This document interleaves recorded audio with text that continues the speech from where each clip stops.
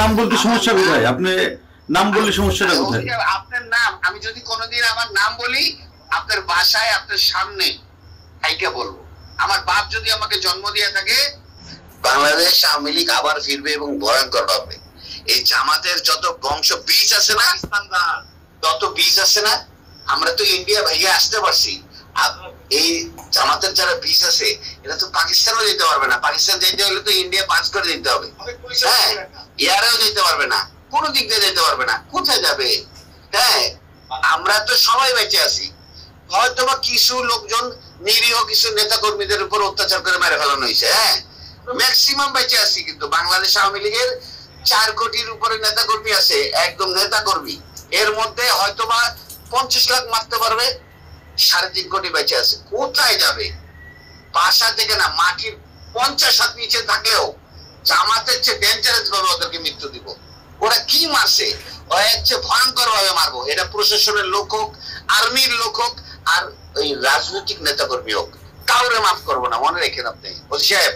আপনাকে আমি বললাম, আপনার উত্তরা থানার যে কটা সাব ইন্সপেক্টর আমাদের আওয়ামী লীগের নেতা কর্মীদের অত্যাচার করতেছে, ওদের পরিবার সুদ্ধা কানবে, বসে বসে রাস্তায় বসে বসে কানবে। আপনি আমাকে সুনির্দিষ্ট ভাবে দেখান যে কারোর উপরে কোনো নির্যাতন আমার লোকজন করছে কিনা, আমি তাদের বিরুদ্ধে অবস্থায় ছিলাম। শোনেন, আমরা কোন অত্যাচারিত হয়ে আপনার মতো একজন থানা ইনচার্জকে ফোন করে এই রাত 1টা বাজে আপনাকে ফোন করে এত ডেসপারেটনেস কথা বলতেছে, আপনি বুঝতে পারতেছেন না আমাদের ওয়ালে কতটুকু পিঠ থেকে গেছে।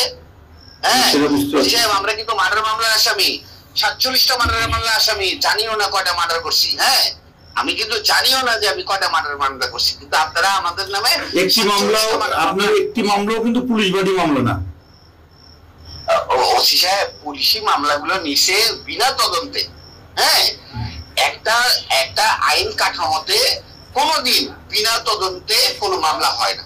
আপনার পুলিশ এতগুলো মারা গেল, কই আপনার তো একটা মামলা ফাইল করতে বলেন না আজ পর্যন্ত। ওসি সাহেব, এটা তো আমাদের ব্যর্থতা।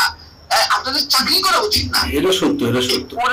এই পুলিশগুলো যাই হোক, আওয়ামী লীগ বলেন, ধরেন ওরা আওয়ামী লীগের পরিবারের, কিন্তু পুলিশ ছিল তো।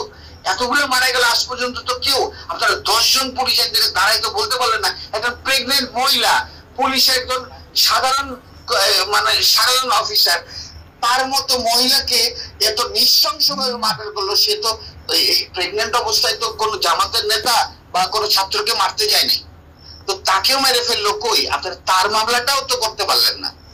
তো আপনারা মামলা হবে, কোন সিদ্ধান্তই আপনাদের বাস্তবায়ন হবে না। সাহেব, আমরা রাজনীতি করে এসেছি। আমি আজকে 21 বছর প্রেসিডেন্ট সেক্রেটারি। আমার কি ওই ধারণা নাই বাংলাদেশের রাজনীতি কোন দেশের মানে কথায় চলে? আমেরিকা কয়দিন সেভ করবে সাহেব? ঠিক আছে, আপনি, আমরা ছোট চাকরি করি, ছোট মানুষ, আপনি করেন। আপনি আমার থানা যে না সাহেব, আপনি তো ছোট মানুষ, কিন্তু আপনার কার্যক্রম তো বড় বড়। আপনার কার্যক্রম ঠিক করেন সাহেব। আমার কার্যক্রম যদি কোনো অপরাধ থাকে, এটা আমার কর্তৃপক্ষ বা আমার উপরে আছে সে দাবি দেয়। তবে আমার কোনো অফিসার যদি অন্যায় করে থাকে, আপনি সেটা আমাকে দেন, আমি সেটা দেব। আমার বিরুদ্ধে যদি কোনো অভিযোগ থাকে সেটা দেন, আমি সেটা জবাব দেব। আপনার বেতন কিন্তু আপনার ঊর্ধ্বতন কর্মকর্তা দেয় না। আপনার বেতন কিন্তু বাংলাদেশ গণপ্রজাতন্ত্রী সরকার, বাংলাদেশ প্রজাতন্ত্রী সরকার, মানে আমি যদি কোনো আপনি 10 মিনিট কথা বললেন আমার সাথে, এর মধ্যে যদি একটি অভিযোগ আমার বিরুদ্ধে দেখান যে আপনি দেখাতে পারছেন কিনা, এভাবে গড়ে কথা বলতে হবে না। আমি আপনাকে প্রমাণ, আপনি পরিচয়টাও দেন নাই, আপনি পরিচয়টাও দেন নাই। আমি আপনাকে আমার সম্পূর্ণ ডিটেইলস বলছি, শুধু নাম বলি না। নাম বলতে সমস্যা কোথায়? আপনি নাম বললে সমস্যাটা কোথায়? আপনার নাম আমি যদি কোনোদিন আমার নাম বলি, আপনার বাসায় আপনার সামনে থাইকে বলবো।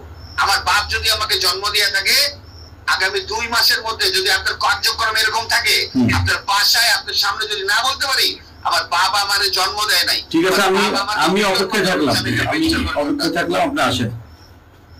হ্যাঁ, আমি আপনাকে মনে রাখেন, আপনি আরেকবার আরো যদি এরকম আপনার কার্যক্রম চলে, আগামী 2 মাসের মধ্যে আপনার সঙ্গে আমার একদম সরাসরি দেখা হবে। এবং আমার নাম আপনি যদি সরাসরি আপনার মনে না থাকে, আমার বাপ আমার জন্ম দেয়নি। ঠিক আছে, আপনি আসেন, 2 মাস আর্মির হেল্প নিয়েন আপনি ওসি সাহেব। যদি আপনি এরকম কার্যক্রম থাকে, আপনি বাংলাদেশ আর্মির হেল্প নিয়ে। ঠিক আছে, অপেক্ষা করলাম আমরা। জি জি, থ্যাংক ইউ শেফ।